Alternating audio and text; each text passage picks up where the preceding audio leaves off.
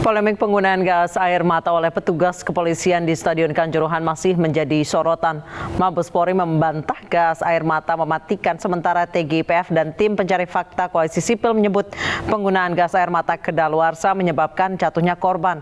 Untuk membahasnya sudah ada bersama kami Haris Azhar, Direktur Lokataru, dan juga ahli kimia Universitas Udayana Imade Agus Gelgel, serta nanti juga akan bergabung bersama kami di studio Albertus dari Kompolnas. Saya ke Mas Haris terlebih dahulu. Mas Haris, temuan dari Lokataru apa saja? Terutama yang di-highlight ya dari sejumlah temuan itu. Temuannya banyak ya kalau terkait dengan gas air mata. Ya itu memang lucunya digunakan, dibawa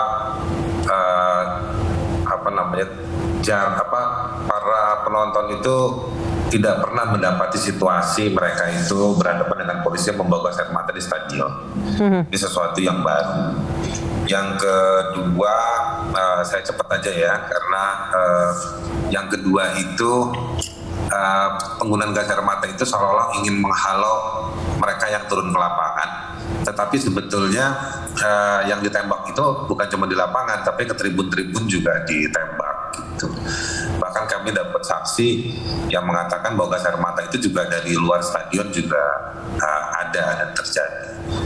Nah, jadi memang ada, selain dia dibawa, baru pertama kali mereka melihat, yang kedua penggunaannya cukup banyak gitu ya, cukup mengepung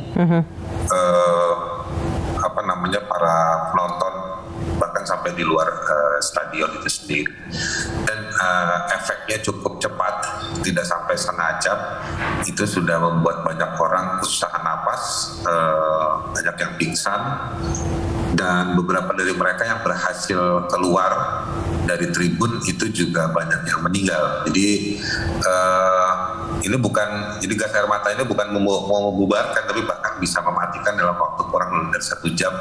Mereka yang menghirup bisa sudah meninggal gitu. Dan bahkan kami dapat sejumlah keterangan ada yang meninggal beberapa jarak agak jauh, jadi tanpa ada pertolongan gitu. Jadi kalau mau dibilang bahwa ada potensi rusuh, kenapa gas air mata dibawa tapi ambulan tidak dibawa gitu. Nah, kami juga ketemu dengan beberapa saksi korban yang sampai jarak 3-4 hari matanya masih merah dan dadanya masih sakit gitu, dan badannya masih sakit. Itu aja kalau terkait gas air mata sebenarnya. Baik, saya ke Pak Made. Pak Made, apakah benar memang gas air mata ini bisa menimbulkan efek sedemikian fatal? Apalagi disebut bahwa gas air matanya kedaluarsa. Baik, terima kasih penjelasannya dari Mas Haris Azhar.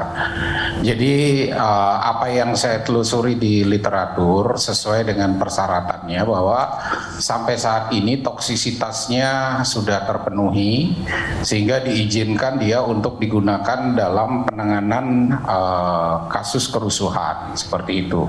Jadi efek toksisitas yang ditimbulkan pun baik dari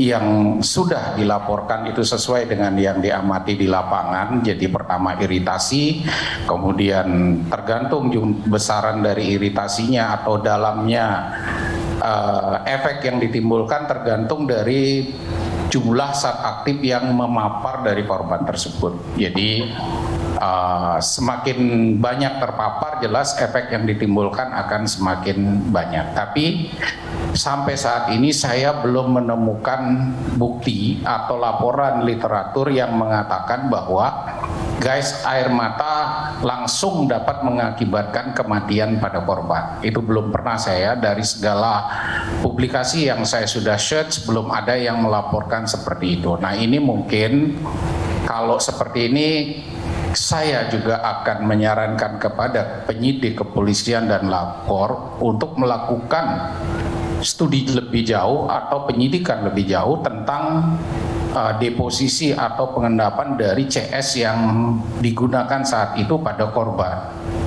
sampai seberapa banyak CS yang masih memapar tubuh korban atau sekarang dari korban baik yang Pak Made, mohon maaf, meninggal. dicek apanya Pak Made untuk mengetahui kandungan gas air mata di paru-paru jika memang itu menyebabkan kematian, Pak Made?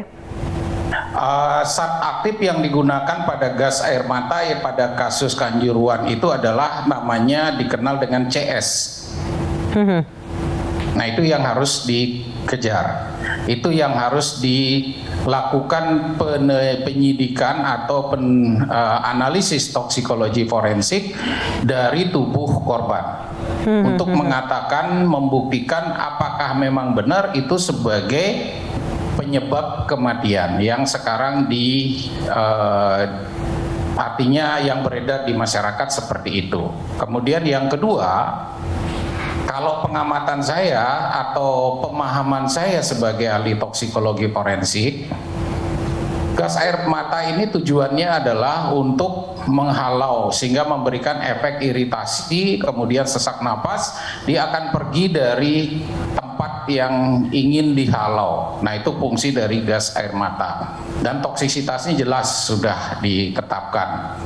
Dibuktikan tidak akan mengakibatkan efek-efek yang berbahaya sehingga izin edarnya pun diberikan dan diberikan protap untuk pemanfaatan dari gas air mata tersebut. Baik. Nah, ada indikasi tadi bahwa gas air mata yang kadaluarsa akan mengakibatkan toksisitas yang lebih parah atau toksisitas yang lebih rendah. Nah, ini harus dibuktikan secara analisis toksikologi forensik.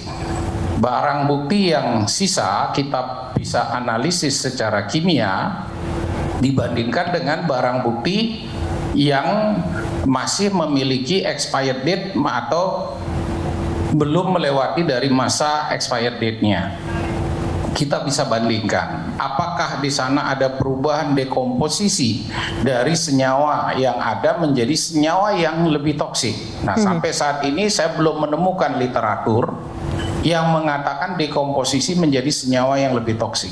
Jadi saya nggak mau berandai-andai, saya nggak mau berbicara tanpa fakta atau tanpa bukti. Kira-kira seperti itu. Baik, saya kembali ke Mas Haris. Mas Haris, kalau menurut Pak Made, memang si gas air mata ini tidak menyebabkan kematian, namun balik lagi semuanya harus diperiksa. Kalau dari Lokataru sendiri sudah memeriksa kandungan kimia-kimia dalam sisa-sisa barang bukti gas air mata di sana? Ya, belum lah, kita kan cuma baru datang beberapa hari. Atau kita juga tidak dikasih kan memeriksa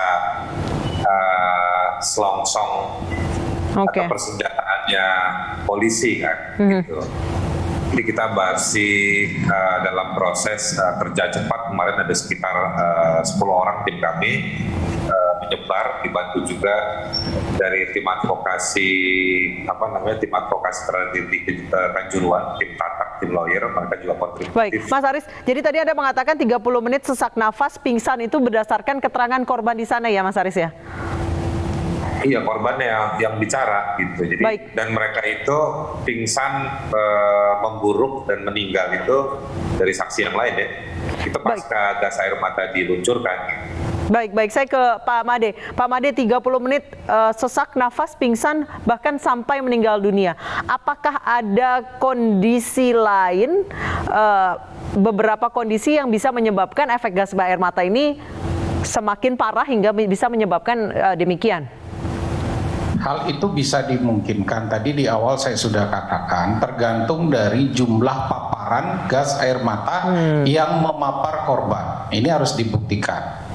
Jadi dari korban bisa, kalau dia masih hidup, kita ambil darahnya, kita ambil kemudian kita analisa seperti pada kasus Munir, kita juga bisa hitung balik mundur pada saat itu kira-kira konsentrasi di dalam darahnya berapa, sehingga kita bisa prediksi apakah itu penyebab dari sesak napas atau kematian yang dituduhkan. Nah, kalau tanpa data, saya nggak boleh prejudice, buruk sangka seperti itu. Saya harus berbicara pada data. Nah, disinilah tugas kepolisian secara transparan untuk membuktikan by data. analisis. Jadi scientific investigation harus dikedepankan sehingga kita tidak berpikir seperti di warung kopi untuk menuduh. Tapi teman saya Mas Aris memang tugasnya mengawal untuk mengumpulkan data di lapangan. Beliau bukan tugasnya untuk melakukan penyidikan laboratorium. Jadi data ini dikumpulkan oleh Mas Aris, kemudian diambil oleh kepolisian, kemudian dibandingkan hasil laboratorium dari beberapa ahli akan menilai, baik dia dari toksikologi forensik dari patologi forensik untuk melihat apa yang terjadi. Semua itu harus dilakukan. Jadi kita harus lebih mengedepankan scientific investigation untuk keadilan masyarakat secara umum. Baik, salah satu temuan oleh Koalisi Masyarakat adalah pengarahan aparat yang membawa gas air mata pada pertengahan babak kedua. Apakah ada kecurigaan memang kerusuhan ini disetting sebelumnya? Kami akan membahasnya usai jeda. Masih bersama Haris Azhar dan Imade Agus Gelgel usai jeda.